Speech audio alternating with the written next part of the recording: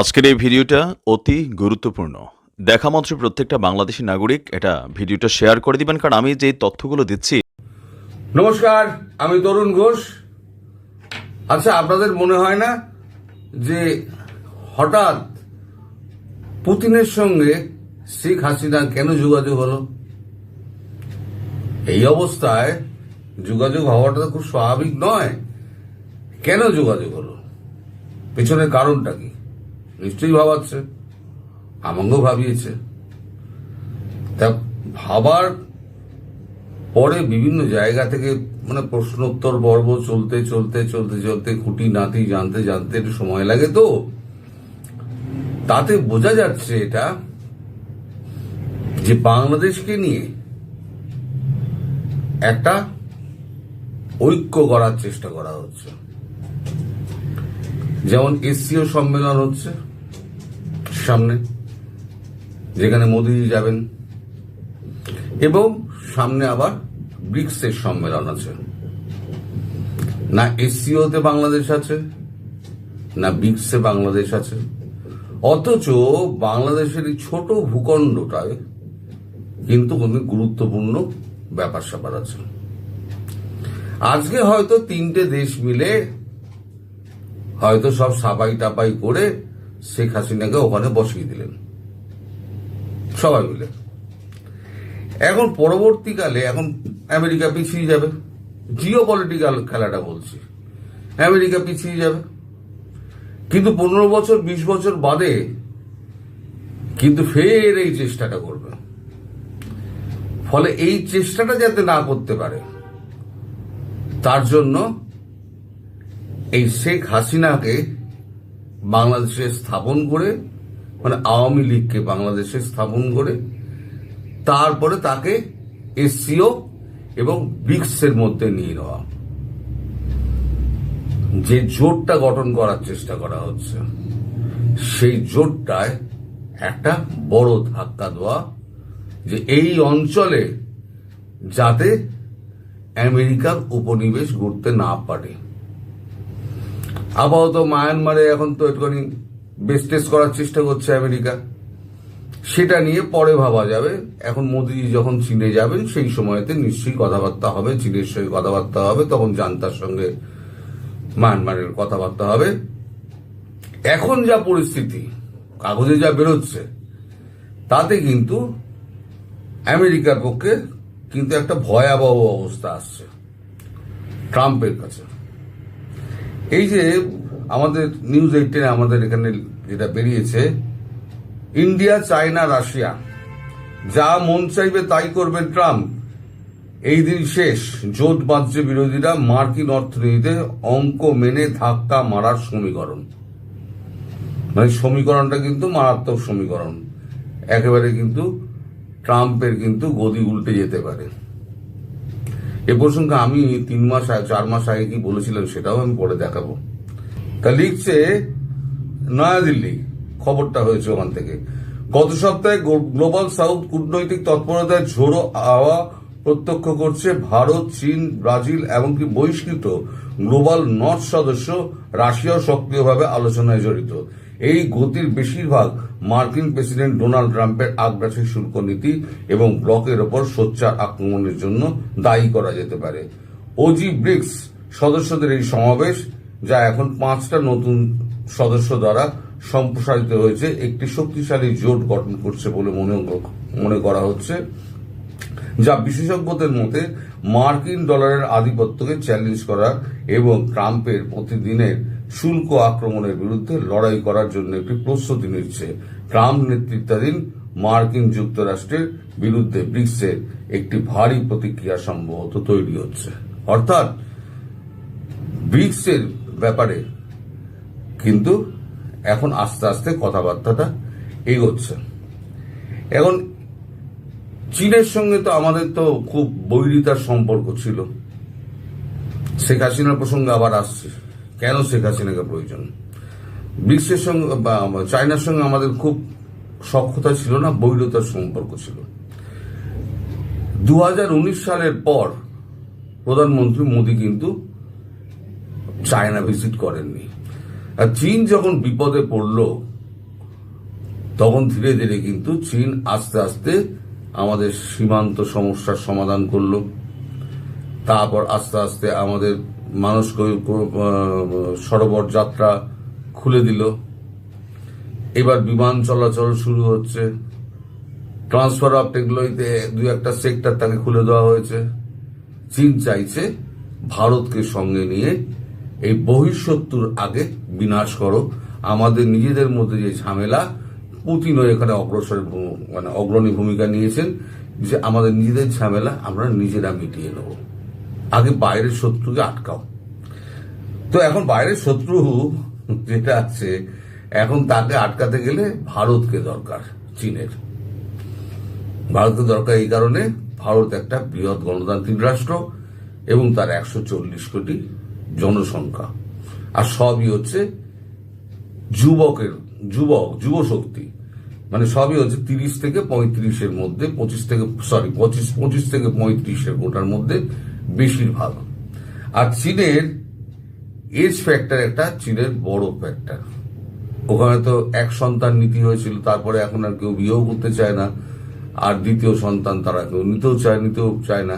এখন চীন সরকার বলেছে যে দ্বিতীয় সন্তান নাও, তাহলে পরে আমরা তোমাদের ভর্তুকি দেবো, কিন্তু কেউ কিন্তু সেটা আর করছে না, বিয়েই করতে চাইছে না, মানে চাকরি বাকরির এই অবস্থা।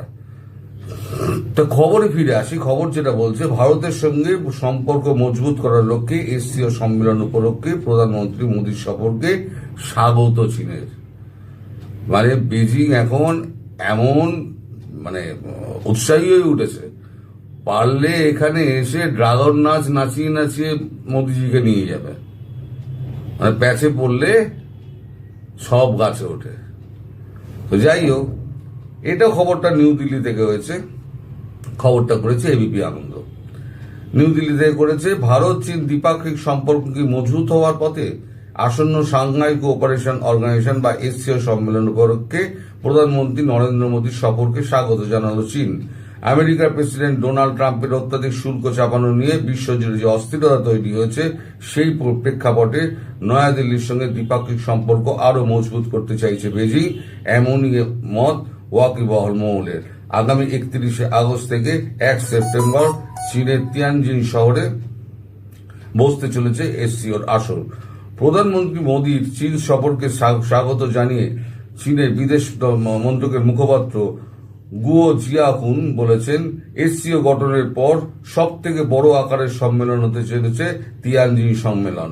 তার কথায় আমরা বিশ্বাস করি যে সকল পক্ষের সম্মিলিত প্রচেষ্টায় তিয়ানজিন শীর্ষ সম্মেলন হবে সংহতি, বন্ধুত্ব এবং ফলপ্রসূ ফলাফলের সমাবেশ, এবং এসসিও উচ্চমানের উন্নতি একটি নতুন পর্যায়ে প্রবেশ করবে, যার মধ্যে বৃহত্তর সংহতি, সমন্বয়, গতিশীলতা এবং উৎপাদনশীলতা থাকবে। পারস্পরিক সহযোগিতার মাধ্যমে আঞ্চলিক স্থিতাবস্থা তৈরির লক্ষ্যে 2001 সালে এসসিও তৈরি হয়েছিল।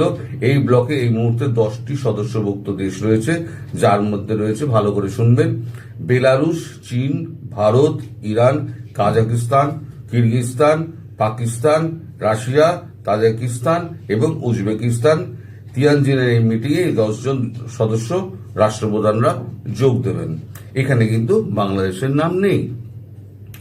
এখন এই যে বাংলাদেশ, কোনো জায়গাতেই বাংলাদেশ নেই, তাতে কি হচ্ছে? তাতে কি একটা শূন্যতার সৃষ্টি হচ্ছে, যে একটা ভূখণ্ডকে ছেড়ে দিয়ে আমরা বাকি সব করে নিয়েছি। একটা ছোট ভূখণ্ড, তাকে আমরা পাত্তা দিইনি, কিন্তু সেটা যে জিওপলিটিক্যালি এত ইম্পর্টেন্ট, সেটা আগে থেকে চিন্তা করা হয়নি। এখন সেই চিন্তাটা মাথায় এসছে। ফলে এই যে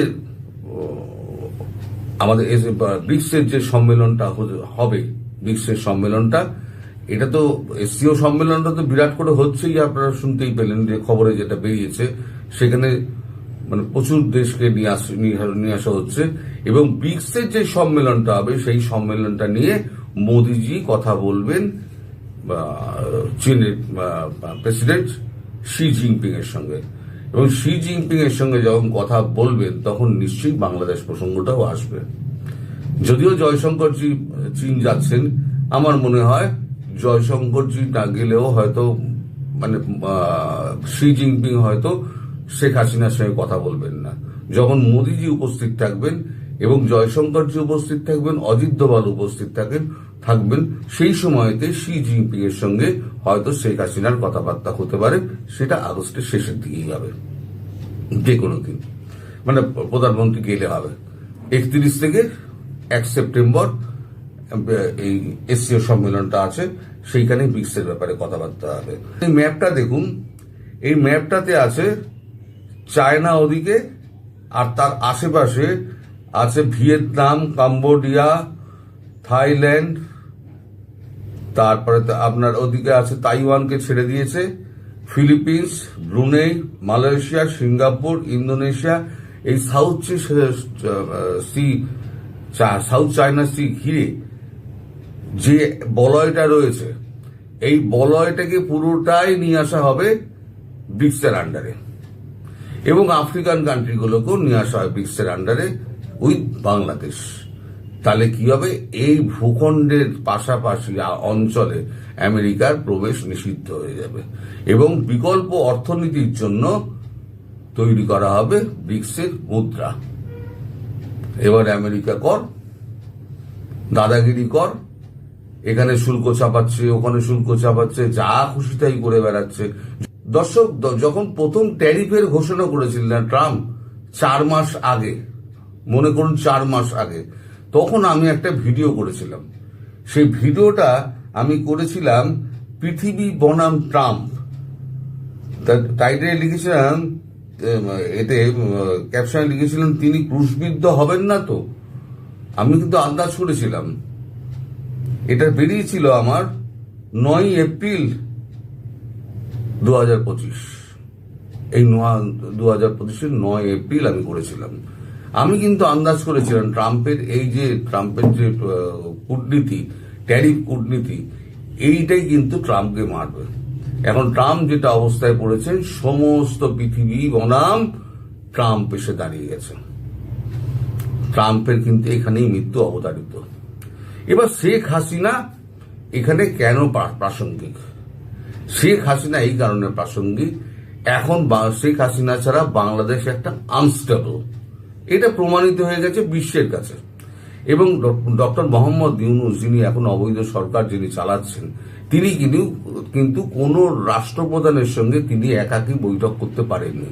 কারণ কেউ শেখ হাসিনার জায়গায় তাকে স্বীকারই করছে না, যেহেতু তাকে ডিপ স্টেট জোর করে বসিয়েছে। ডিপ স্টেটের যে ইউরোপিয়ান দেশগুলো যেখানে গিয়েছেন, ম্যাক্রো তার সঙ্গে বসেননি। ম্যাক্রোর সঙ্গে সময় চেয়েছিলেন, ম্যাক্রো দেখা করেননি। তার মানে এই মানুষটাকে কোনো দেশই পাত্তা দিচ্ছে না। এখনো সবাই মানছেন যে শেখ হাসিনা হচ্ছেন বৈধ প্রধানমন্ত্রী। অতএব বৈধ প্রধানমন্ত্রী যখন আবার তার আসনে বসবেন, তাহলে বৈধ প্রধানমন্ত্রীর সঙ্গেই আমরা কথা বলবো। এখন বৈধ প্রধানমন্ত্রী যিনি আছেন, তার অনুমতি ছাড়া বাংলাদেশকে তো আর ব্রিক্সের মধ্যে নেওয়া যায় না, এসসিওর মধ্যে নেওয়া যায় না। তাই ঘটনাটা হচ্ছে, তাই পুতিন নিজে উদ্যোগী হয়ে পুতিন ফোন করেছিলেন শেখ হাসিনাকে, এবং শেখ হাসিনার সঙ্গে যে কথাবার্তা হয়েছে, আমি যতটুকু জানতে পেরেছি ততটুকু আপনাদের বলেছি। যা জানতে পারিনি তা তো বলে তো আপনাদের মানে ধোকা দেওয়া, যেগুলো আমি কখনো করি না। এবারে এটা কিন্তু বুঝে গেছে চীনও, কারণ চীনের বিরাট একটা নিবেশ রয়েছে, রাশিয়ার বিরাট নিবেশ রয়েছে, ভারতেরও বিরাট নিবেশ রয়েছে বাংলাদেশের উপরে। বাংলাদেশেও যদি এখন $9 বিলিয়ন যদি ডুবে যায়, চীন তো পথে বসবে। ফলে চীন চাইছে এই সুযোগে ভারত, পাকিস্তান, রাশিয়া যখন আমার সঙ্গে রয়েছে, তখন একে উৎখাত করো। ফলে এবার যখন মোদী যাবেন চীনে, তখন মোদীর সঙ্গে যাবেন জয়শঙ্করজি এবং অজিত দোভাল। সেই সময়তে শি জিনপিং এর সঙ্গে শেখ হাসিনার আবার কথা হবে বলে সূত্র মারফত জানা গেছে। তাহলে কি হলো, বেজিং এরও সঙ্গে সম্পর্ক ঠিক হয়ে গেল শেখ হাসিনার, যে সম্পর্কটা তলাতে দেখেছিল। রাশিয়ার সঙ্গে সম্পর্ক ঠিক হয়ে গেল, ভারতের সঙ্গে সম্পর্ক তো ঠিকই আছে। এইবারে ব্রিক্সে আরো 40টা দেশকে নিয়ে আসা হবে। যে ভারত যখন বারবারই যখন প্রধানমন্ত্রী মোদী বলছেন যে এই যে গ্লোবাল সাউথ যারা রয়েছে তাদের কণ্ঠস্বর হয়ে উঠবে ভারত। এই যে সমস্ত দেশগুলোকে নিয়ে আসা হবে, তার মধ্যে এই বাংলাদেশকে ঢুকিয়ে তাকে আরো শক্তিশালী করে দেওয়া। এইবারে যদি ভবিষ্যতে যদি 15 বছর বাদেও মনে করে, কিন্তু 15 বছর বাদেও কিন্তু মানে বাংলাদেশ কিন্তু কোনোভাবেই কারোর হাতে গিয়ে পড়বে না। কারণ এখানে যে একটা অক্ষ তৈরি হচ্ছে, এই অক্ষটার মধ্যে কিন্তু বাইরের কোনো দেশ ঢুকতে পারবে না। তার জন্যই শেখ হাসিনাকে প্রয়োজন, আওয়ামী লীগকে প্রয়োজন। তাই 3টে দেশ মিলে ঠিক করেছে, সবাই মিলে আওয়ামী লীগকে এবং শেখ হাসিনাকে ওইখানে বসিয়ে দিয়ে তারপরে আলোচনাটা হবে। এইটা হচ্ছে মূল ব্যাপার। তো আরো কিছু খবর পাই দর্শক, তখন আমি আবার জানাবো। আপাতত এখানে শেষ করছি। সবাই ভালো থাকবেন, সুস্থ থাকবেন এবং সাবধানে থাকবেন। নমস্কার।